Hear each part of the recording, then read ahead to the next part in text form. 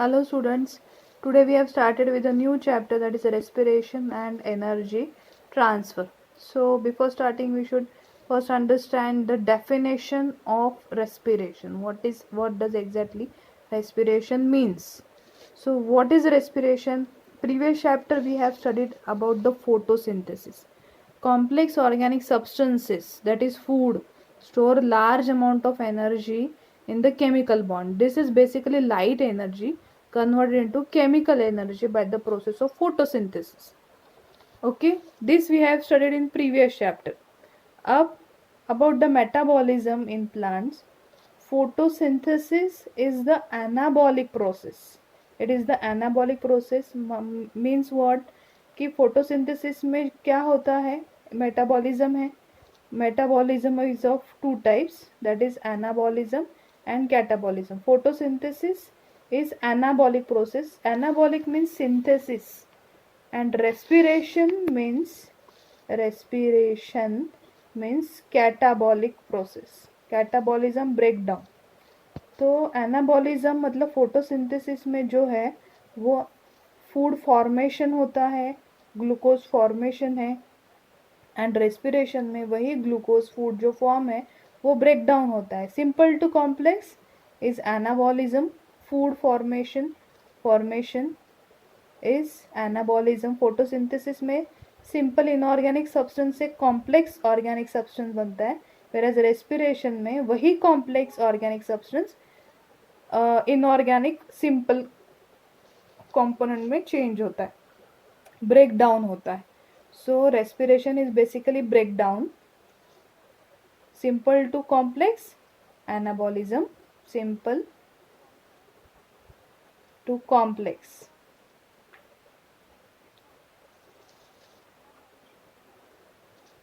Respiration, complex to simple.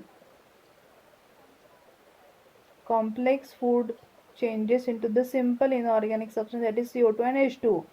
So this process, photosynthesis, respiration, are exactly opposite to each other, comes alternately in a plant. Overall it is called as metabolism or metabolic process. Photosynthesis, this is the reaction 6CO2 plus 12H2O in the presence of sunlight inside the chlorophyll pigments. They are going to form food material, that is food is in glucose, C6H12O6. ये food form हुआ glucose plus 6 molecule of H2O and 6 molecule of O2 as a byproduct is released in the air. So this is the process of photosynthesis. अब इसके exactly opposite है respiration.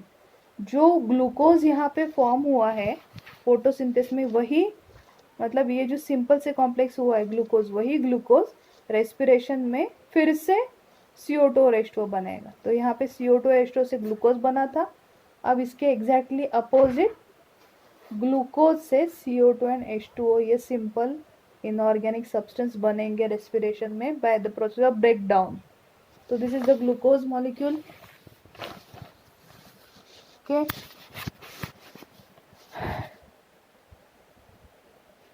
Respiration में क्या होता है, this is the equation of respiration. I am going to write C6 breakdown of glucose. So respiration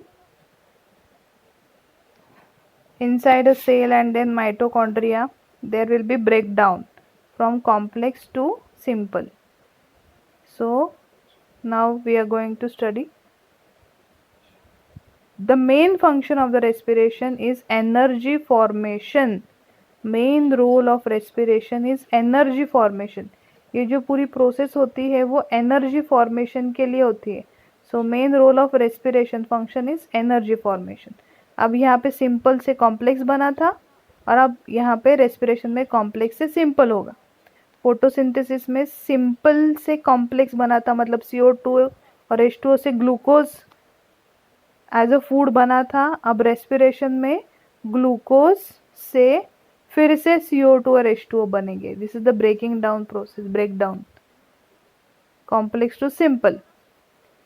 along with that energy is formed and for that process respiration ये process होती है.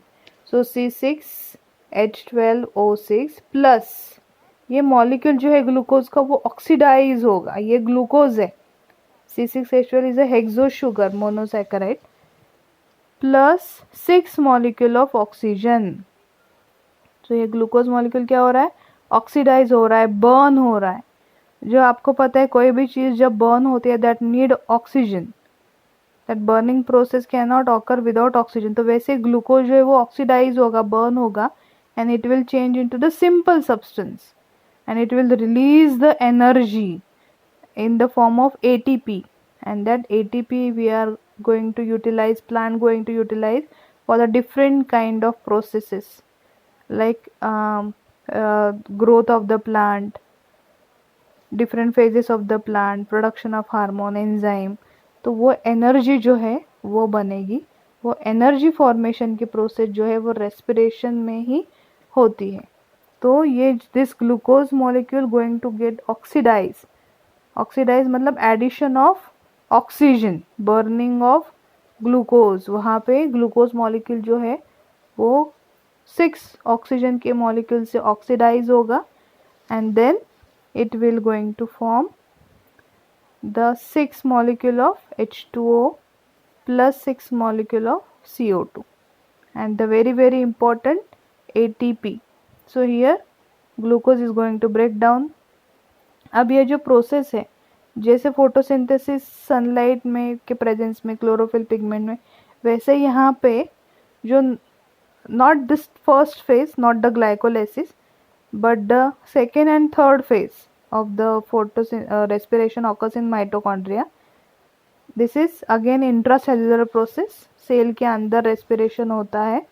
तो यहाँ पे ग्लूकोज जो है वो ऑक्सीडेशन के बाद फिर से CO2 और H2O बनेगा, फोटोसिंथेसिस से एग्जैक्टली अपोजिट। तो यहाँ पे फिर से 6H2O plus 6CO2, these are the by product, ये इम्पोर्टेंट है, and plus ATP। this is the aerobic process, this is called as aerobic respiration।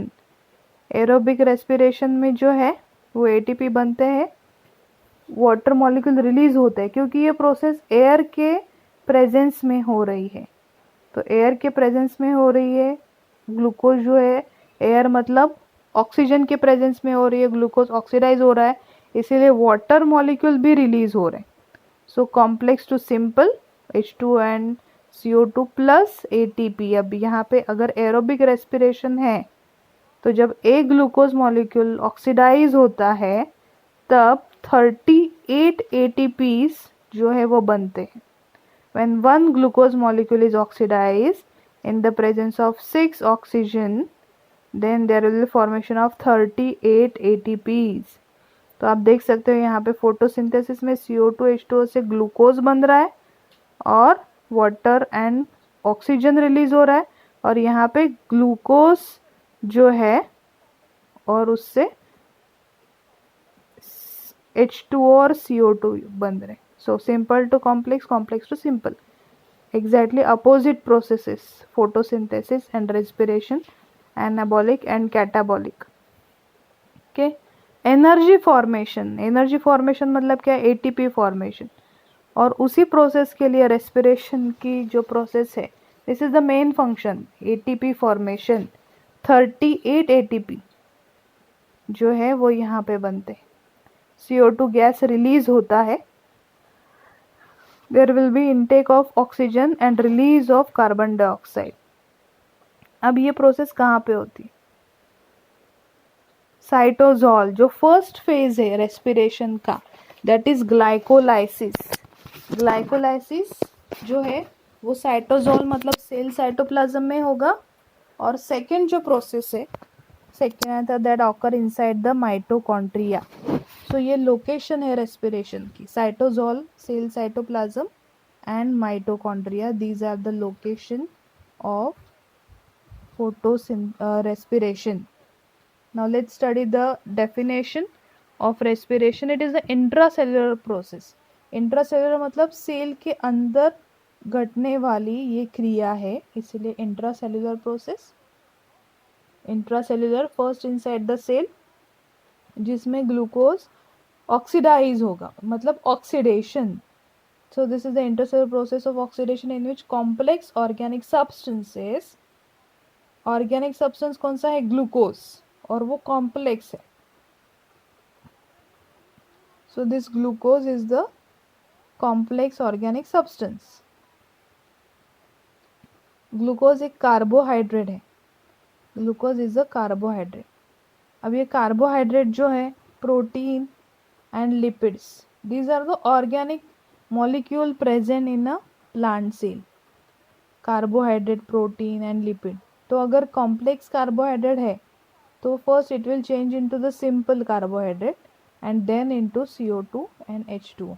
तो carbohydrate is a glucose molecule which get oxidized and form energy, that is 38 ATPs. Protein और lipid जो है वो भी change होते हैं बाद में सिंपल कंपाउंड में, जैसे प्रोटीन अमाइनो एसिड है, लिपिड जो है वो fatty acid and glycerol. So intercellular process of oxidation, addition of oxygen in which complex organic substances, तो इस तरह से ऑर्गेनिक सब्सटेंसेस होते हैं, are broken down. Broken down मतलब complex to simple, breaking down complex to simple, step wise manner, one by one process. अब बहुत सारी स्टेप्स है. जैसे पहली स्टेप जो साइटोसोल में होती है वो है ग्लाइकोलाइसिस. उसके बाद सेकेंड जो है स्टेप वो है, वो प्रोसेस जो है वो माइटोकॉन्ड्रिया के अंदर होती है. ओके. अगर एरोबिक है तो क्रेब्स साइकिल होगी and then electron transfer system होगा, राइट. तो स्टेप वाइज मैनर जो है, अगर स्टेप वाइज मैनर नहीं हुआ तो ATP अगर at a time 38 ATP form हुए, so it will respond, it will be harmful for the plant. जैसे 1 ATP have 7.3 kilo calorie energy. एक ATP के अंदर 7.3 अप्रोक्सीमेटली किलो कैलोरी एनर्जी होती है. तो ऐसे 38 ATPs जो है वो एक ग्लूकोज मॉलिक्यूल के बर्निंग से, मतलब ऑक्सीडेशन से बनते हैं. अगर इतनी energy at a time release हुई तो उसकी वजह से जो सेल जो है वो डैमेज हो सकता है. इसीलिए ये जो एनर्जी रिलीज की प्रोसेस है वो स्टेप बाय स्टेप होती है, वन बाय वन. इसीलिए उसको कहते हैं स्टेप वाइज मैनर. तो पहले 2 ATP बने, फिर और 2 ATP, फिर 4 ATP, ऐसे धीरे धीरे ATP जो है वो रिलीज होते हैं. क्योंकि एक ही टाइम पे 38 ATP अगर रिलीज हुए तो there will be creation of lots of heat and that will damage the cell. इसीलिए it is a step wise manner process. Step by step एक एक ATP रिलीज होगा. Organic substances are broken down in step wise manner with release of energy. So this is the energy ATP. Okay, 38 ATP एक glucose molecule के oxidation से, and 1 ATP 7.3 kilo calorie energy. Step wise manner with release of energy which is immediately converted into metabolically usable form. वही form जो है ATP कहलाता है, metabolically usable form, and that is ATP, adenosine triphosphate. This is the ATP called as energy. Okay, ATP. This ATP can be used by plant for different kind of processes. जैसे plant seed से पूरा plant बनता है, seed germination, then elongation, इस तरह की जो entire process है उस हर एक स्टेज में, हर एक स्टेप में प्लांट को एनर्जी की ज़रूरत होती है, और वो एनर्जी रेस्पिरेशन से मिलती है. जैसे मैंने बताया 38 ATPs जो है वो सिर्फ एक ग्लूकोज मॉलिक्यूल के बर्निंग से होती है. ओके.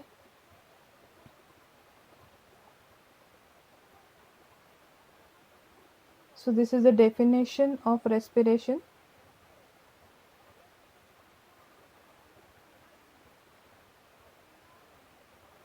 फोटोसिंथेसिस में क्या होता है, solar energy get converted into chemical energy in the presence of chlorophyll pigment. इसको हम कहते हैं photosynthesis process. Solar energy converted into chemical energy. Now this chemical energy changes into metabolically usable form of ATP. Metabolically usable form, and that is ATP. तो इस तरह energy जो है एक फॉर्म से दूसरे फॉर्म में चेंज होती रहती। अब फर्स्ट स्टेप जो है वो है ग्लाइकोलाइसिस, जो सेल साइटोप्लाज्म में होता है। सेकेंड जो है लिंक रिएक्शन है। फिर थर्ड है जो क्रेब्स साइकिल है। Third one is a Krebs cycle and last is electron transfer system, ETS।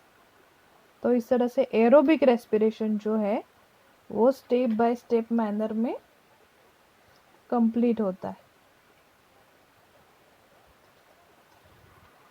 And finally ATPs are form.